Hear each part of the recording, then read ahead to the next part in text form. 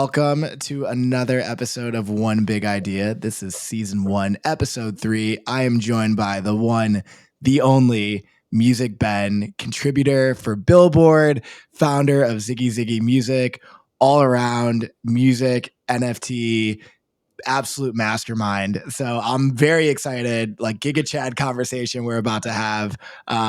Ben, you're someone who I've wanted to have on the show for a long time. I've loved looking at your research. For those that don't know, why don't you give a little bit of background about who you are, like who is Music Ben, and yeah, what do you do? Yeah, I mean, that was an amazing introduction. Thank you. So yeah, I'll give you the shorter version, and I guess we can go into like different bits, whatever you think. So I'm a producer and artist. Like originally back in the day, came up in the sort of SoundCloud era and the like blog era of music, and which was like the golden era for me. I got lucky enough to like work with major labels. We signed to Sony in the UK and did deals in Germany. Licensed some of our music to like Ultra in the US, which is the big dance label. So yeah, just had an incredible few years doing that. And then on the flip side, got dropped by a major label. So kind of saw the whole artist journey from like scrappy independent artists, like trying to make it, doing the whole major label thing, experiencing that, and then also the unraveling of it and like kind of the fallout of the other side of that.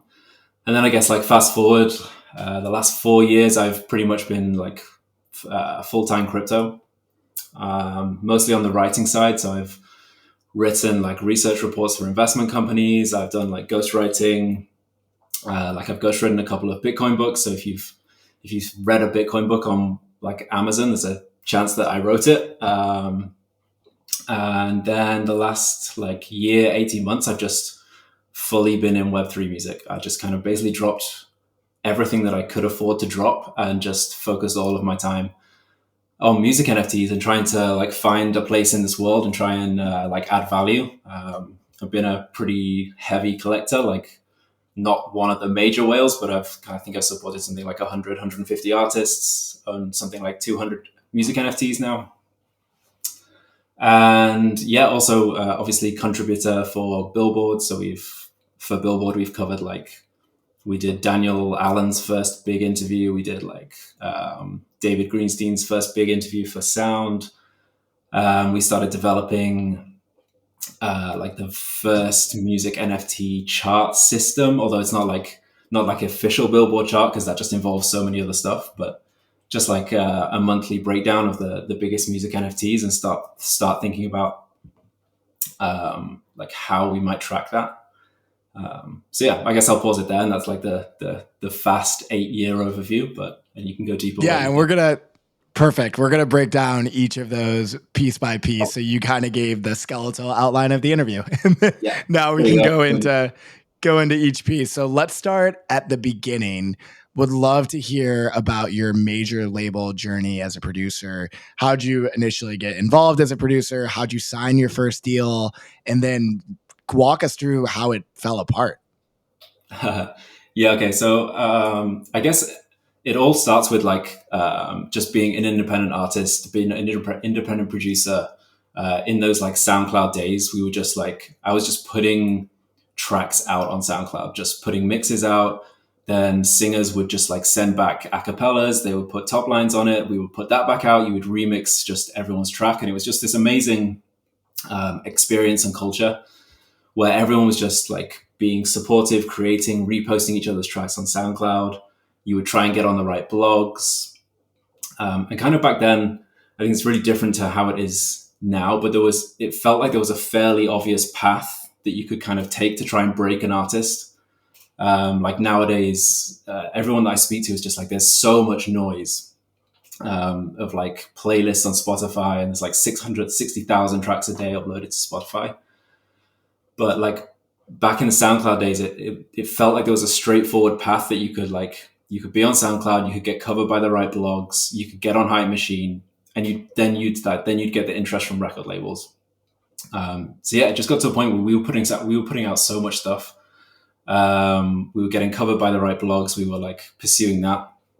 We ended up just having yeah, a load of record labels, a load of managers, publishers interested. And basically, what we were in a small town up in the north of England, and we had just this one gig where basically the whole of the music industry in London came up to watch us play. And we were thinking this is the perfect moment. This is going to be amazing.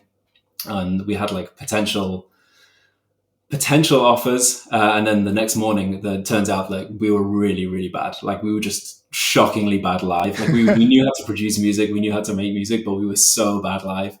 So we went from this like big high of thinking everyone was going to sign us to then the next day like nobody wanted to sign us anymore. But yeah, eventually like we spent another year working on our stuff. We like went out on the road, and eventually did a deal with Sony. But yeah, how it worked was they signed us for two singles with the option to do an album. So we did the first two singles, which we thought went quite well. They were like getting plays on radio. So then when it came to do the album, we were like, can we go into the studio? Can we do the album? And they were just like, we're not really sure. And they just kept sitting on the album deal for ages and ages. And I think like most people in the music industry will know that, momentum and consistency are just like the most important things that you can have. And we just lost all of that. And then they just sat on the deal for so long. And the problem is when you're in that situation that you can't they technically own the rights to the album option. We couldn't take it to another record label. We couldn't release it ourselves. So you just kind of get stuck in this complete limbo where you suddenly realize that you don't actually own any of your music anymore. That's a really big point that I want to make sure people understand, because you were in purgatory. It's not like it allowed you like, okay, the label isn't interested. Cool, fine. Like I'll just go somewhere else. I'll shop my music wherever. I'll release it independently. You were contractually obligated to wait out their decision. And so when an artist or a band gets shelved, it can literally mean that they lose all creative control. And that's a concept I think a lot of people don't understand. If you're like hot when you sign your deal and then the label for whatever reason wants to move in a different direction, different priorities, different sound, you're stuck. So yeah, please continue. Yeah, and that is exactly how it worked. When we signed with the potential of doing the album, but then very quickly the music industry changed sort of during that period where they suddenly focused like completely on singles. So they were just like, we only want singles, but we're like, but we've got an album's worth of stuff here that we want to release, right. And they're like, we're not really interested in doing that anymore. But yeah, and it's like you say, we couldn't put it out ourselves. We couldn't take it to anywhere else, so we were just kind of stuck. And that process then of trying to get that music back took like a year. By which time, wow, how'd you finally get it back? Because if you're thinking about the incentives of the label, right? Like there's no prerogative. It's their prerogative if they want to ultimately like break the contract and let you do whatever. And maybe you can say, they want to share some goodwill so that other artists want to work with them in the future, what have you. But they could also be like, well, we're sitting on this contract. Maybe we change our mind. Like we have this option, maybe 5 years down the line, we want to do it. So how did you convince them to finally like say, you know what, you go have your freedom back? I think what happened is the label actually just, I don't know if they ran out of money, but they had their own internal battles with Sony. And in the end, it was just like give everybody their contracts back, because I think they'd done it to a few artists, and it was just like end all the deals, like start fresh. So we kind of got it back that way. But by that point, we'd moved on to other things, and like I said, we lost that momentum, and so it's really hard to get that back. Yeah, the dark side of like major labels can provide a lot of amazing opportunities. If you're in that top like 1 or 0.001%, like they really are this launch pad that can take you to global superstardom. But I think this dark underbelly that exists is also really important to highlight. Like you are making trade-offs when you sign to a major label in terms of creative control. Now, and we can chat a little bit about this maybe more later, I think those deal terms and their leverage is also changing just with the evolving landscape and with artists having more opportunities to build a following and build more leverage and quite frankly have a bit more financial literacy going into these discussions. Like they understand the repercussions a bit more. But it's still like you really have to think long and hard if this is the route that you want to go, because it might be a one-way door. Yeah, exactly. And it's something that I wish that we thought more about at the time. And it was just when you're in your like very early 20s and you just think you've got a record deal being offered to you, Right. you just think that you think that that's the best thing to do. And then it's not until you all of a sudden don't have access to your music anymore that it hits home what you've actually signed over. And there's like, I put that on like ourselves. It wasn't like, and I don't have any resentment or like bitterness towards it. Like you say, major labels are amazing at what they do. If you need global distribution, if you need like mass marketing, if you need radio campaigns, there's nobody better. Right. Right. But yeah, I mean that's one of the reasons I'm excited about Web3 is being able to just have a bit more leverage in those early days is really important. Yeah. So let's talk about that. So you get dropped by the label. You move into crypto. What's the gap between no longer producing music on a major label and like finding your way into Web3 music and into crypto? Like mostly running out of money. So like we obviously like we ran out of the advance from the record label and the publishing deal. And actually the publishing side was even weirder because a few years ago, I went back to our publisher because we to see if we could use a track for something, and it turns out that our entire catalog had been sold to this completely different company in Canada. So it's just like we didn't even know where our songs were. That's wild. Yeah. That's like when when you buy a house and you get a mortgage and then like a week later you get a letter in the mail that's like, hey, all the time that you spent with your lender, yeah, they don't own your mortgage anymore. We sold it. We immediately put it in a pack. That was such like a light bulb moment for me. I'm like, oh wow, I gave up complete like control here. So not the best. Yeah, exactly. And so it's when you realize that one, you don't have control of your music anymore, and two, you don't even know who owns your music anymore. It's right. I mean, obviously, all of these things would be improved with like a transparent blockchain system, but it's a long way from that. Yeah, long way from that. Okay, so we're moving into crypto land where you've been for 4 years. What initially drew you there? Yeah. We essentially ran out of money, and like I didn't want to go and get a real job, I guess is the way to put it. So I fell back on the thing that I love like as much as music, and that was just writing. Ended up doing freelance writing. Somehow fell into crypto. I remember writing an article on like the Ethereum DAO hack. So that must have been like 2016-ish, but didn't go fully in, I think 2018. I started as the editor at a blockchain research kind of company, one of the very first to do like on-chain analysis of like Bitcoin stuff. And I remember starting the position like 5 or 6 days before there was that moment in 2018 when the market just fell from 6,000 to like 3,000 and like hit the complete bottom of 2018. And I just started and I was really excited to I found crypto and I was really excited about it. And just the sentiment was just horrific. And that lasted about 6 months, and then that company ran out of money. So it's been just a process of just like taking your licks. I mean, that is a lot of these industries, music and crypto, share a lot of similarities in that like you take your licks learning the tools of the trade for sure. Yeah, you learn the hard way.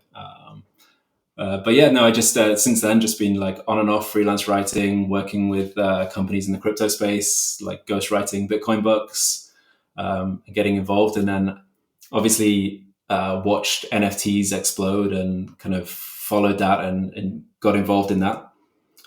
Always wondering if there was like a music element that could be had there, and then I remember coming across, I think it was Catalog, which is like the one of one music platform, and I discovered that sometime in like 2001. And I remember it was just the first time that I had an experience in music that felt so completely different to anything that we'd had. We're so used to like Spotify algorithms and playlists and like TikTok background music. And then all of a sudden you had catalog where like things were selling for like 3-4 ETH, which was like $20,000 at the time. And you're Right. like browsing through this, like a digital record store or something, and just discovering amazing music. And I was like, I haven't felt music like this for like, 5 years or something. It's completely new experience for the first time ever. So yeah, it was around that time when I was just like, I need to just drop everything that I can and be involved in whatever this is going to be, because it feels like something kind of special is happening. What did you particularly gravitate towards? Because a lot of people may hear you say that and say, well, that sounds like an experience that's way more work. Like I have all of the music in my pocket and you just told me that like it's a record store. Like haven't we moved haven't we moved past records? So why was that such a special moment for you? I think because, and I think the vast majority of people like are maybe not interested in music in that way. But for me, as somebody that had like, I love record stores. I've collected vinyl my whole life. I've got like limited edition posters like behind me right now. Like collecting and discovering music in that way has always been such a deep part of it, and that has just been completely lost, through sort of passive background listening to music. There's no real sense of like actually going out and discovering that feeling of discovering music that you've like put in work to find. I don't know, like you've found something new in a record store, or you've like hunted through blogs that you like to find a track. That's kind of been lost, and that's what catalog brought back for me. And then obviously I think Sound XYZ built on that even more, and kind of went from there. Yeah, there's an emotional resonance that happens when you lean in and build context. That was something I was talking about with David a couple weeks ago, this idea of context coming back to the forefront with Web3 music, because it really does force you to sit with each track and learn about everything around the release, what the artist story was, what like for you to actively participate in that journey instead of just something that you put on passively while you're going on a run or going about your day. It commands your attention. So what Yeah. may seem like a lower fidelity, worse user experience to someone that just wants to passively take in music is actually for those of us that are really passionate about music is the exact opposite. Yeah, it's forcing you to stop and like enjoy the drop and enjoy that there's something new is being released. Like I said, like 60,000 tracks are uploaded to Spotify every day, and like it's not an event anymore. It's not an interesting thing, and then it just shows up in your algorithm. Like music has become so easy that it just comes to you. It's just like it's in your TikTok videos, it's in your like uh, Spotify playlists. The idea of like, I mean, and David and Sound do this so well. And that was the second. So the first like big experience was discovering stuff on catalog. The second big experience was David and Sound doing their Twitter spaces, telling an artist's story, and then having, that drop, the listening party where everyone listens to a song, and then at the end of the song you can mint it. And I was like, wow, that's such an amazing experience that doesn't exist in music anymore. Like everyone is gathered around listening to this event, hearing, about not just discovering a song, but hearing the artist tell their story just doesn't Yeah. happen that much anymore. So That that was was one really of my special. moments as well. The Daniel Allen listening party was like a huge light bulb moment for me for overstimulative. Like, oh, I get it. Like, and really, it's converting. I think in recent time as I don't want to like bastardize streaming, right? Like I worked at a streaming service for 5 years. Like I definitely see, and most of my music consumption is still streaming. So there's a lot of value there. But one of the side effects that I think we've seen is music turn into like a consumable, like become a commodity. And that's beyond a buzzword. Like if you think about what a commodity is, like it's something that you have like in your day-to-day life that like you don't really think Yeah. about, and really what we need to do is convert music back into what it really is, which is an art form. In the same way that you look at a piece of art, and you appreciate that and you fully take it in, music, just because it's more ever present and readily available, should still be respected as the art form that it is. Yeah, exactly. And it's priced for mass consumption as well. It's Right. and I think I kind of think that like music wants to be free in a way. Like music is, even from radio, music just came to it. Like it's around us free all the time. And so the music industry is basically just trying to put these like very small price tags on it just to make you feel like it's being paid for. Like $10 a month for Spotify is basically free. But what they're doing is pricing it for the mass consumption. But that doesn't take into account like how emotionally you feel about a song that's changed your life, or like a band that has been with you your whole life that, has all these nostalgic feelings for you. It's impossible to price that at like a 0.003 cents a stream that Spotify does. Like to some people, that song is like the biggest work of art and deserves a much, and they're willing to pay more. So I think this is experiment that we're doing with NFTs where there is almost a free market for music, and I think that like maybe has some bad connotations and may lead to some like, negative things. But the ability to have a free market where people can choose how much to value a song or how much that song means to them is a completely like 0 to 1 invention that we've never had before. We just have never had a free market for music. It's been completely dictated. The prices of CDs, the prices of vinyl, the prices of a Spotify subscription, the price of a single download on iTunes. All of these things the prices have been decided by a big company with no artist involvement. The fans have no say on how much they want to pay for it, with very few exceptions, like the Radiohead example. Where you Yeah, can choose how much. Radiohead or Nipsey Hussle, but I mean those are exceptions that prove the rule. Like Yeah, they're few and far between. You're absolutely right. Like the distribution format and the business entities behind them have always dictated the value of music. The market has never dictated the value of music. Fans have never had an opportunity to say, outside of those examples we just mentioned, this is how I value it in my mind. I'm curious, using that as a jumping off point.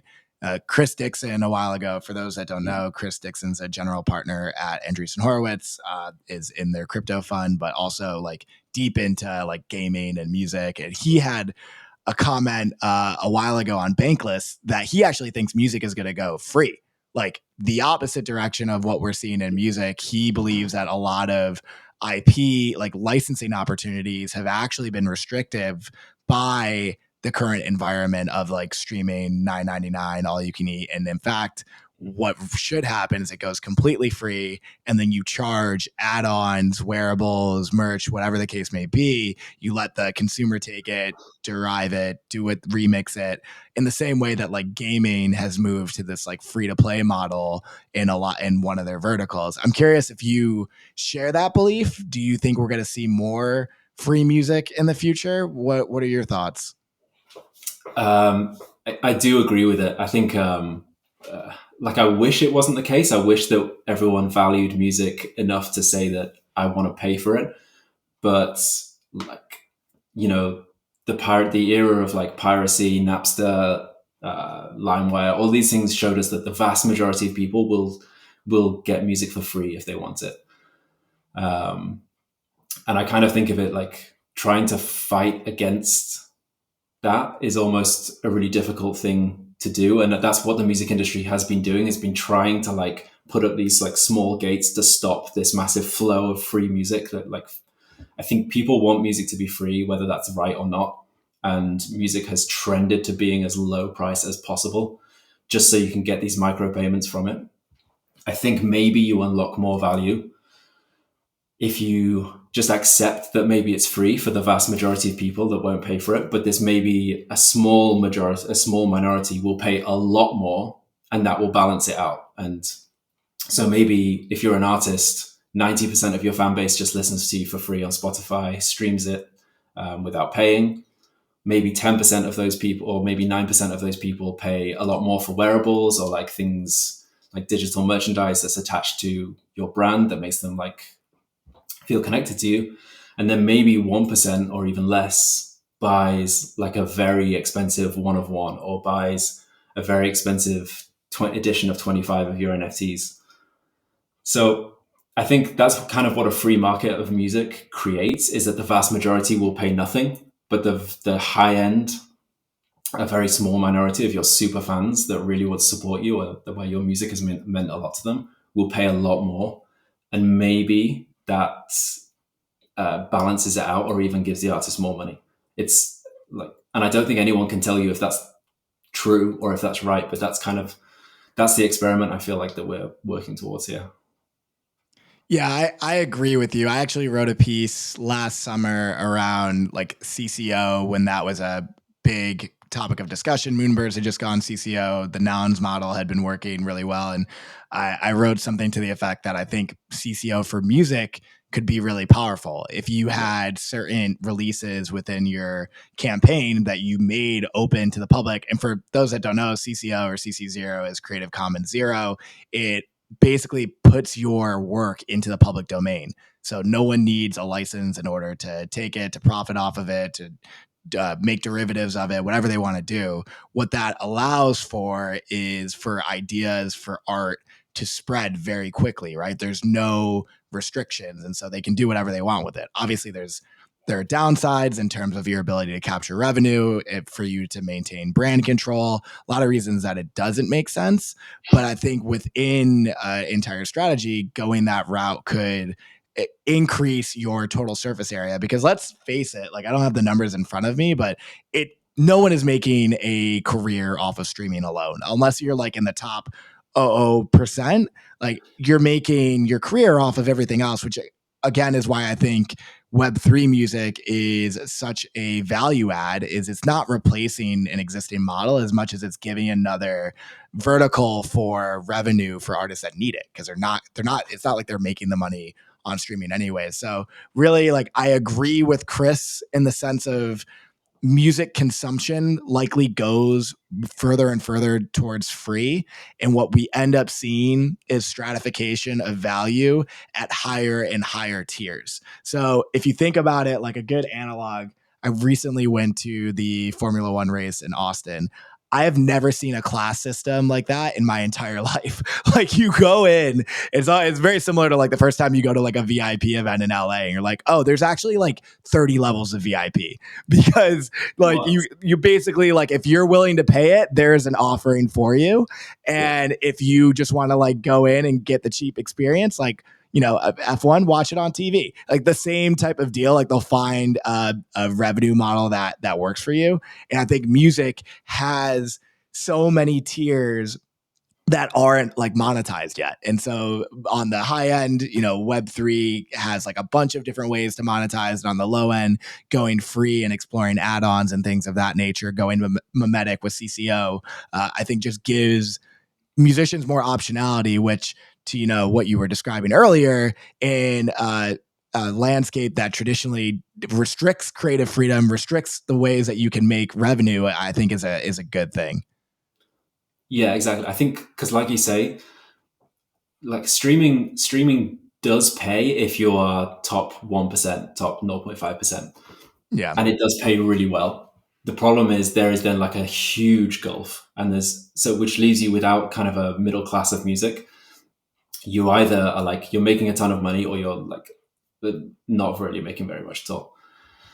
So I think the thing that's interesting with NFTs is you can start to fill that gap of that tiered system. And it can start as low as an independent artist just making like a little bit of money. And I've tweeted this a few times, and I think we massively underestimate like how important like just getting a small amount of ETH into independent artists will be. Like it really doesn't have to be much to change the game. I think we're often in like a crypto bubble where we're like, one ETH is like nothing, and it's just like, it's a spend that on a cartoon like JPEG animal or something. But like one ETH for an independent musician, it can be the difference between like being able to afford to go on tour for the like breaking even on tour this year, or buys them another like month of rent so they don't have to go to work so they can finish the album, or just like these small wins for independent artists using NFTs will like dramatically change, I think, the leverage that they have, their ability to reach new fans, and their ability to negotiate better deals in the future. So yeah, I think introducing these newer levels where artists can make money at like on a slightly lower end will be really powerful. I agree entirely. And we do live in a bit of a bubble. You don't recognize, like, often you don't think that that small amount of money can make a massive difference for someone as well. And it compounds as well.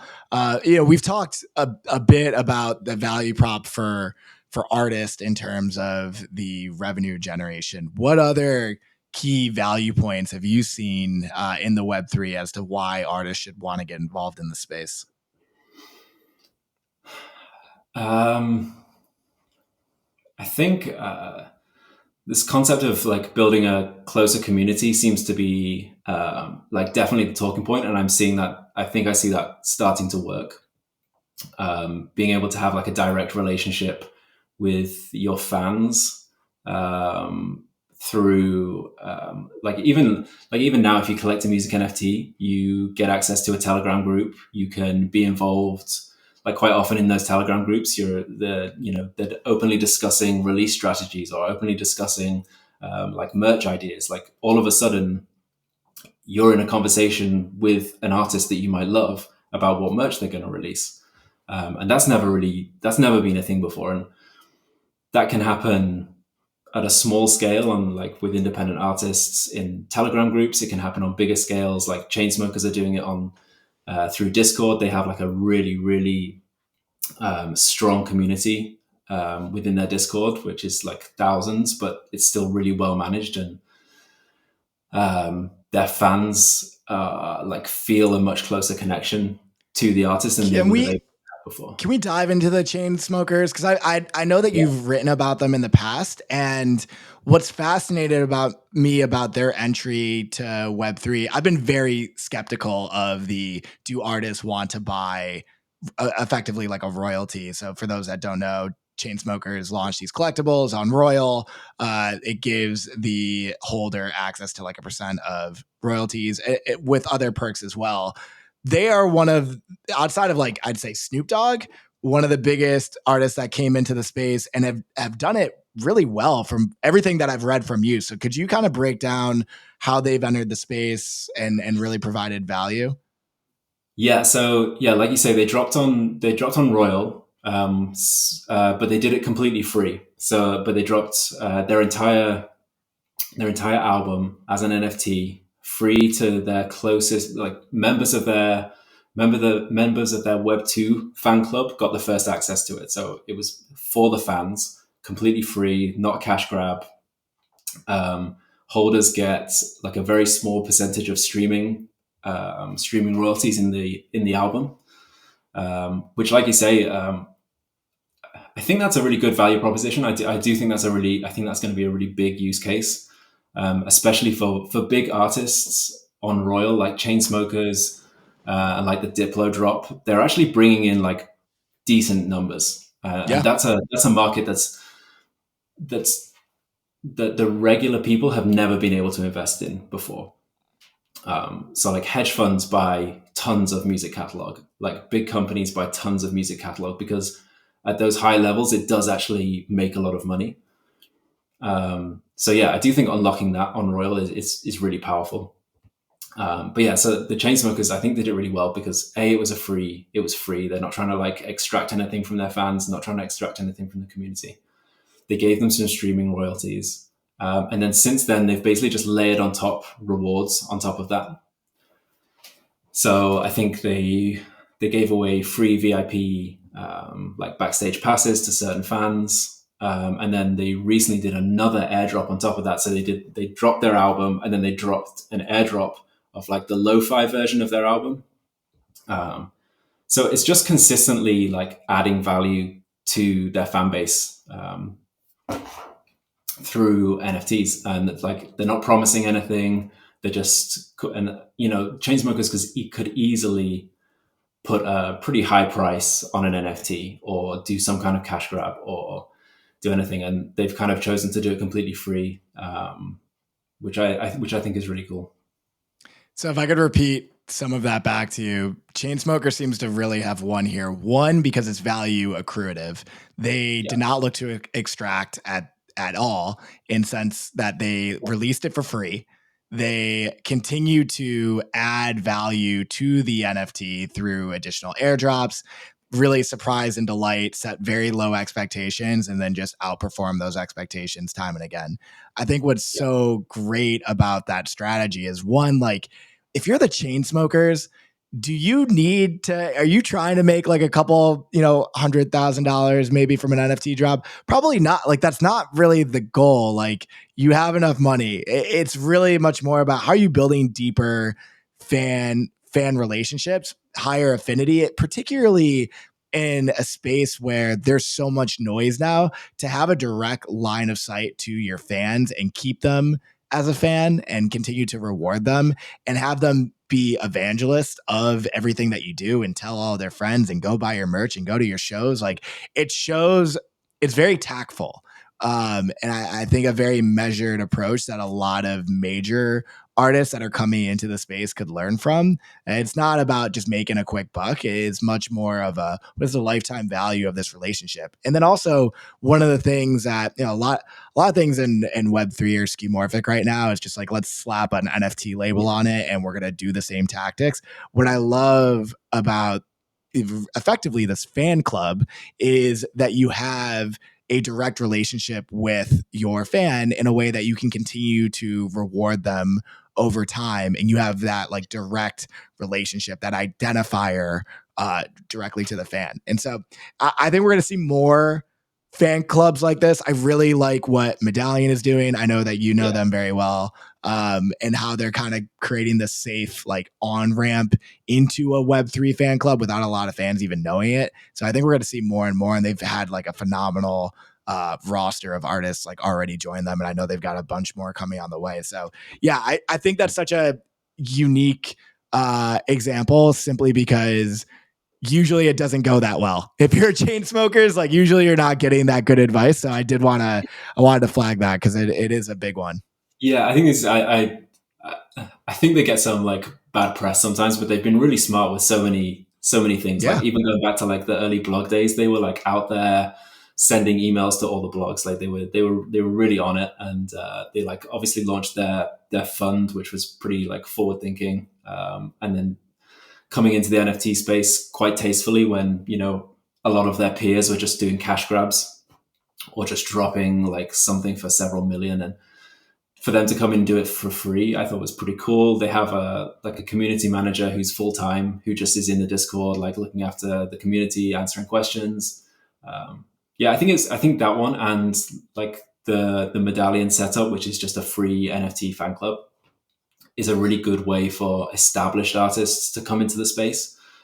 I think we often talk about music NFTs, but actually it really differs on what the strategy should be depending on where you are as an artist. If you're a big established artist and you've got a big fan base that you can rally around this, then something like a fan club is a really good way to bring them into the top of that funnel and get them a free NFT. Don't make it like too complicated. And then maybe they come down and they, buy a music NFT or something later on. Whereas if you're an emerging artist, you don't necessarily have that big fan base that wants utility. They don't want VIP passes because you're not playing like a stadium. They don't need like crazy merch. They just want to prove that they were there early and they want to support you. So I think that's one thing I often say is it really depends. There is no like right way to start in music NFTs. It really depends on where you're at as an artist. What your fan base is already like. And we see that with so many different artists in the space now. Like Chainsmokers are obviously at the very top, one of the biggest artists in the world. Their strategy is going to be completely different to like an independent musician that's just uploading their first track. Yep. 100%. And I think the next question I wanted to ask, and you kind of started diving into this, is as a collector, which you are, one yourself, what are the different reasons that you collect? They're obviously it's not uniform based on whether it's an independent artist or it's a chain smoker. There's different incentives or utility that you may be going after. So, what are kind of your main reasons for collecting? Yeah, I guess for me, I've always been obsessed with like independent music anyway. So I'm naturally drawn to like the emerging artists in the space, which is mostly happening on like Sound and Zora and Catalog and that era. So I'm always excited to like find artists at the very beginning of their career and like follow them along and sort of be part of that. So, I mean, number one thing that I'm always looking for is like music. Like 90% of the NFTs I collect is just because I heard the music and I just absolutely love it and want to be kind of part of that journey and don't necessarily think of it like as an investment. I like don't have any expectations on the artist. I just heard the song and I love it. Then I would say like the next percentage is probably um, kind of like historical or culturally relevant NFTs, music NFTs. So if it's, like we just had the first open edition on Sound, like I'm going to collect that because it's a big moment in the journey of music NFTs. Anything in like Sound's Genesis collection, like Sound's like the first 10 artists they uploaded, that's a big moment. So I'm usually looking for something like that. And then the last part is probably looking for artists that I really do think will break out and being able to collect an NFT there very early on, I think will be really powerful. Yeah, that aligns with how I'm collecting as well. It is, I had talk time on my Sound Weekly show last week, and my first experience with them was a Glass music video that they had put together. And I wasn't in the market looking to buy any NFTs or anything like that, but I was so moved by the video, like how it's like this beautiful animation. It clearly had taken like so much time that it almost felt like I was just like kind of tipping because the price point was so low. I was like, oh yeah, I'm paying for an experience that I just had, and that never used to exist. Like you go on YouTube and you watch the video, you're like, oh, that was great, and like maybe they get a little bit of ad revenue, but to want to go like to have at least the ability, and not everyone has to do it, but if you want to do it, you want to support the arts, like that patronage, at least you have some more opportunities. And yeah, the other ones that you highlighted as well, taking a bet early, historical releases, having kind of that balance in your portfolio and just like people that you want to support, I think is all super important. And look, like the use cases of these NFTs are going to continue to develop. Like at the end of the day, what it's giving you is like digital property rights. And so that's not to say that you have any rights over the song itself, but you have, a digital ownership of this object. And that in turn leads to a relationship with the artist, which could manifest itself in a multitude of ways. So you start with the expectations, like for anyone that is interested in music NFTs, I always start with the expectation of like, I'm just collecting stuff to enjoy it. Some of it I speculate on. And then you end up just opening this entire world up that you may not have been expecting. So yeah, completely agree. I want to move forward a bit. So Billboard is probably a name that a lot of people recognize. It's the preeminent, music publication. How did you get connected to them originally? And what has your experience been explaining Web3 music to a pretty traditional music company? Yeah, I'll start with that one. Actually, it's been amazing. They like so actually they the editor, one of the editors, news director, came to me. He saw me basically like writing threads and tweeting about Web3 music. So he just sent me a message and was like, "We're trying to cover this space like as best we can, and but we would really love somebody who like understands what's going on here, can pick out the authentic stories and and help us with coverage would be amazing."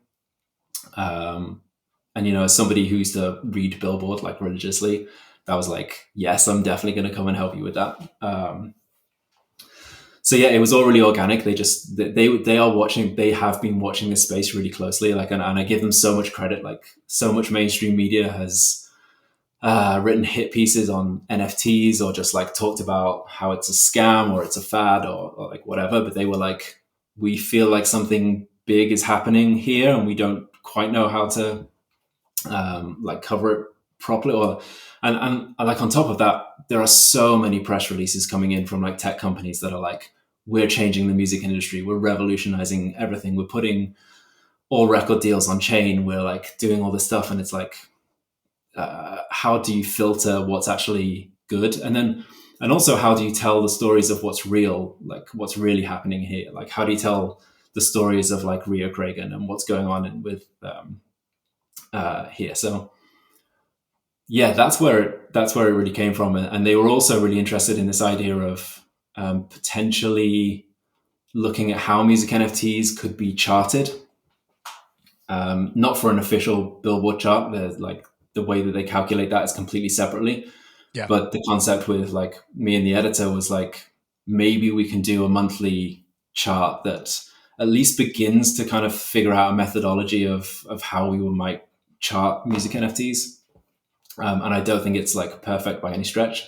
But what we ended up coming up with was, we track primary sales every month, and we combine it with secondary volume to kind of get a big picture of like how much volume has a particular project or a particular artist done over that month, and then kind of like pull the 10 together. And we do that by tracking, I think we have 17 or 18 platforms, self-releases, and it's like, it's all completely manual. There are months when I miss things and stuff, but it's just a way to begin tracking what's going on here. And there are others that do it like really well. Obviously, Water and Music do an amazing job of tracking sales and analyzing data like better than I do. But just as a way to present it to the legacy music industry, that felt like a really simple way to just be like, here are the top 10. And it doesn't tell the full story, but it's a way of bringing it to the music industry in a way that they can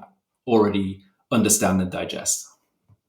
Yeah, I love the last sentence you just said there about like bringing it to the traditional music industry in a way that they can digest, because ultimately, I think for adoption to take place, we need more label execs, we need more traditional artists, we need more people that live across all these different verticals to understand that this is a space that they should be paying attention to and is only growing. And the easiest way to do that is to put dollars and cents in front of them. Like, is it growing? Is it not growing? How many artists are minting? How many holders? Like, as soon as you can put revenue in front of them that feels like it's moving in the right direction, you know, they'll definitely perk up a little bit. So on that note, I'd love for you to explain, like, evaluate the state of Web3 music today. Like, if you could kind of summarize, since you've gotten into the space, like, what, you know, obviously we've had some like pretty big highs. There was the tagline, I think, at the end of the year from Billboard that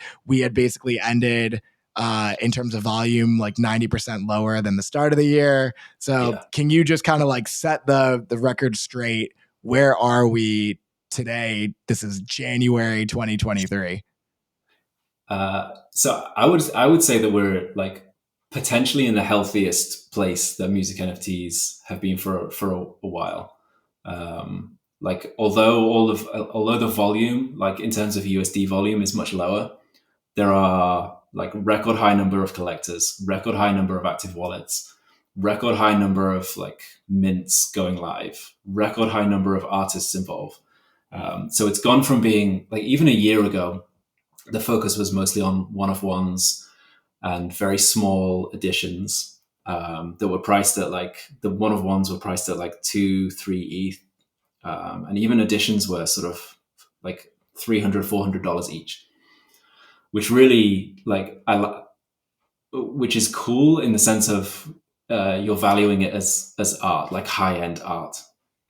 But it was very few artists involved, very few collectors, like wealthy collectors usually that had already been in crypto. And now, even though the numbers are low, we've got so many artists coming in making small amounts of ETH, which, like I said before, is like that's just the key goal. Like the more artists that make a little bit of money here and buy themselves a little bit of leverage, buy themselves a bit of like creative freedom, that's where the wins are going to come from. And the more collectors that come in, that like they don't have to spend, you know, $1,000, $4,000 on a one-on-one, but they've supported an artist for 0.01 ETH, and now they're involved, and now they're engaged, and now they're part of the story. So yeah, I think we're actually in a really healthy place. I still don't think we know like what the right format is, and I love that everyone's still experimenting. Like obviously, Sound is now doing open editions, and that's bringing in even more collectors, and we'll see where that goes. But nobody knows the answer. I don't know the answer. I don't know what this will look like in 2 months, let alone a year. So that's kind of the exciting thing about it.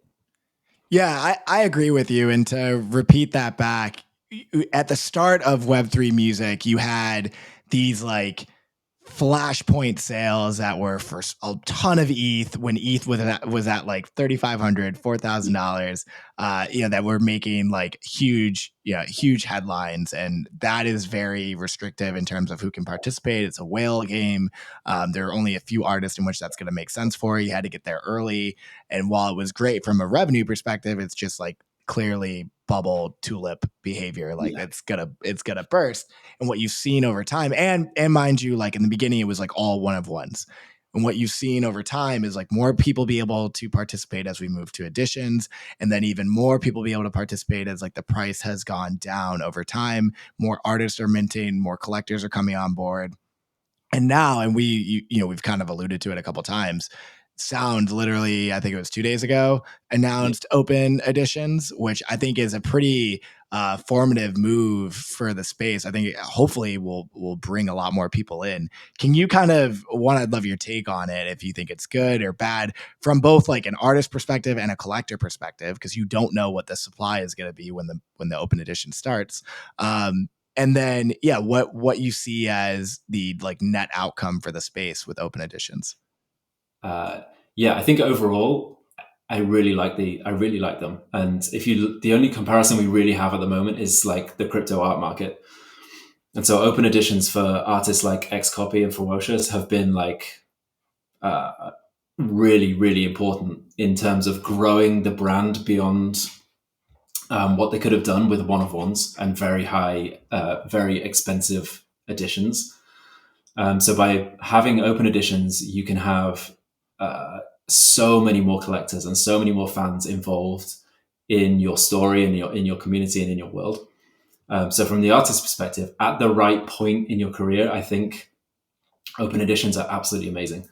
I still think if you're as an artist, you probably want like some level of scarcity further up the chain. So you want some one-of-ones, you want some like editions of 25 that like the collectors that care about scarcity will have those. And eventually, once your open editions have reached more people, you'll actually drive more value back to those one-of-ones, which is what we saw with like Xcopy. All of a sudden you have more his open editions out there. And all of a sudden those one-of-ones feel even more special if you own one of those. So I think setting it up like that is really good. I think some collectors might not like them as much because they're not scarce. They might not accrue value as much as they want, but for them, they can go back, I think, to the one-of-ones, to the scarce collection. So overall, I'm pretty in favor of them.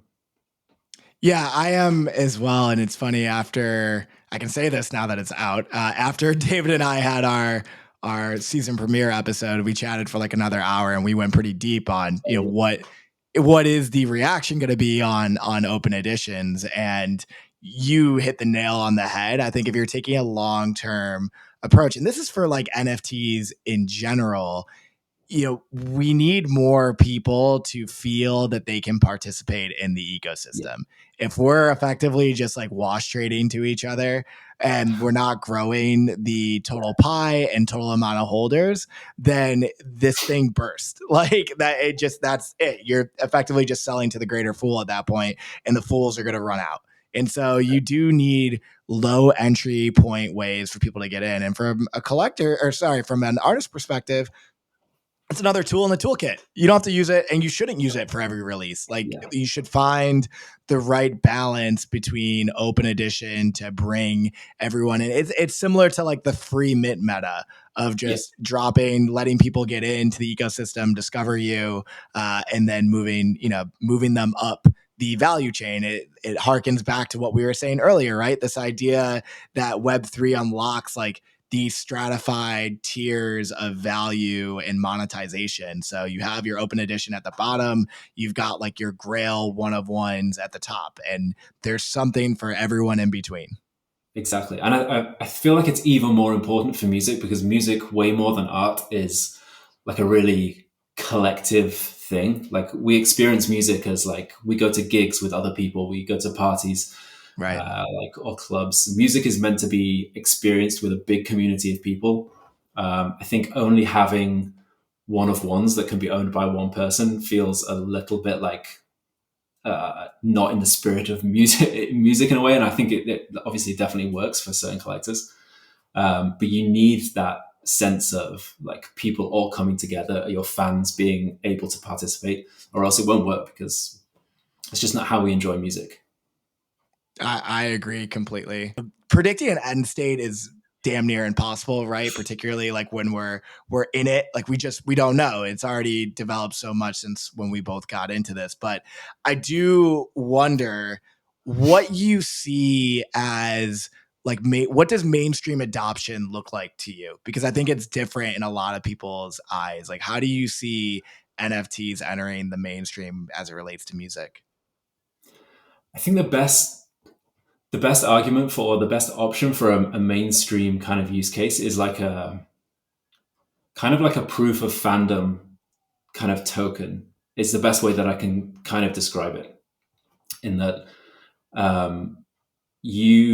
if like, say, for example, at the end of every year, Spotify gives you your roundup for the year, and it might say you're in the 0.01% of listeners for a certain artist, like your Lady Gaga's biggest listener or top listener. You should get some kind of like fan badge, or if you're or if you're in the first 1,000 listens of a Billie Eilish song, you should get "You Were Here First" kind of badges.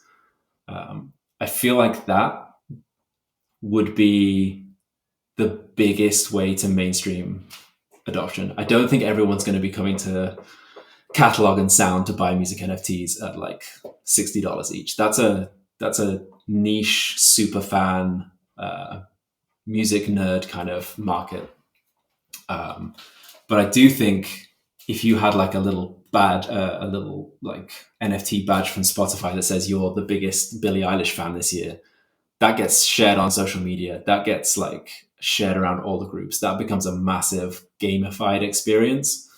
Something like that, I think, would work. And it's not financialized. I think it would be completely free. But that's one way to mass adoption that I think that it could take. Yeah, I agree with you. I see this idea of a passport and it can be built into some of the rails that we've seen on the Web2 side, right? Like if you're starting to build NFTs and collectibles within where you're doing your listening, and you can have this almost like, I mean, honestly, my hope is that wallets become super apps. But before we get there, this idea of, okay, wherever you're listening is also where you're able to experience purchasing tickets. You're able to watch like your entire journey, whether that happens, the consumption happens on traditional Web2 rails, or it happens at something like a medallion.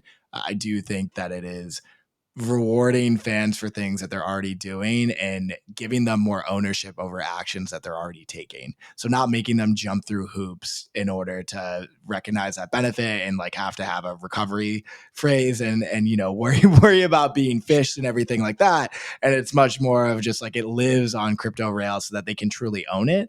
But everything is just in a UI that they know and understand. So one more, I want you to chat through Ziggy Ziggy Music, something that you recently launched, your newsletter and all around like Web3 discovery home.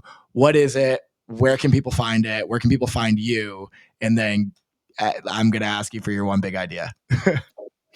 Yeah, so Ziggy Ziggy Music is basically, it started out as just a newsletter, a place where I can cover all of the stories and artists that I can't always bring to Billboard. There's so much that I want to be able to cover that for Billboard to cover something, it needs to have some kind of mainstream crossover. There needs to be some kind of big change in trend, or like something that taps into the legacy music industry, which means I can't always cover like Rio Cragen's next drop, or whatever cool thing is like happening on Zora or something like that. So I needed a place to cover those stories, tell those stories. But then it kind of evolved because I realized that I think for the Web3 space to grow, we also need curation. And, I've collected a load of music NFTs, but don't really kind of show them off or tell the stories of the artists. So we launched a Ziggy Ziggy Music Twitter feed, which basically every single day we post a video of an artist from our collection, or a video of an artist that is dropping this week. And the idea of that is to literally bring the music into your social media feed, because at the moment, that's the reason why, art and PFPs spread so quickly, was because you instantly saw it in your social media feed. You've got a Doodles, like it's your PFP. So you see it immediately, but with Web3 music, it's always a click away. Like it's always, you have to go to sound to listen to it. You have to go to catalog to listen to it. So the idea is to bring that music into your feed, so you start discovering the music a bit faster with links to collect. So you're discovering the music in your social feed.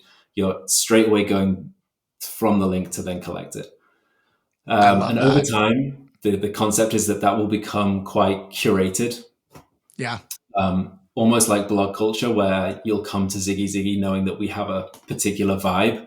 And my hope is that lots of others pop up, and some, others are doing it, like NoiseDAO are doing their own editorial now. Like I want to be able to go somewhere and know that I can find like the best hip hop music in Web3, or I can go and find the best like rock music in Web3, and that will come in different groups. It won't just be like one person covering everything. Like we'll see different curators like pop up. So yeah, that's kind of the plan of where to take it. And then at the same time, we'll be doing a bit more like hands-on, like artist development, bringing more artists into Web3, curating them.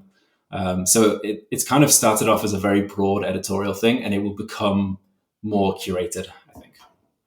That's really exciting. And the analog I see, besides like to NFT PFPs, is also kind of TikTok, and not in the way of just like an algorithm feeding you music. But if you think about how things spread, how things become viral, and how discovery of music has changed, to your point of like having it in your feed, it's the same way as on TikTok, like having a song in your feed that you see and you're like, oh, that's like an earworm. I want to go check that out. So getting it in front of people on the platforms that they're already interacting with is brilliant. And definitely everyone should go check that out. I'll make sure that it's in the show notes. Ziggy Ziggy Music. All right. The time has come. We're at the end of the interview. Ben, this has been an amazing, amazing time. We're going to have you on again. But before I let you go, what is your one big idea? For those in the audience, if you've been listening, every time I ask the person who comes on to leave us with like one big thing they're thinking about, a theme from the pod, anything that they want to leave the audience with. So Ben, I will give you the floor. I think the only thing that comes to mind is just positivity is the one big idea. Like the one thing that's worked for me my whole life is surrounding yourself by people who are really positive. Like that just gives you so much energy all the time, and that's the kind of people you want around you. That's the kind of thing that you want to be pursuing. So yeah, it's kind of cheesy, but that's the only thing that's ever worked for me. I live by it as well. I'll leave it with that. Ben, this has been Incredible again. Thank you. Where can people find you on Twitter? I'm at musicben_ETH. At musicben_ETH. Thanks again, Ben. Appreciate it. And for everyone in the audience, we will catch you guys next week. Peace. Appreciate it. Thanks so much for having me. All it takes is one idea on 2 big brains.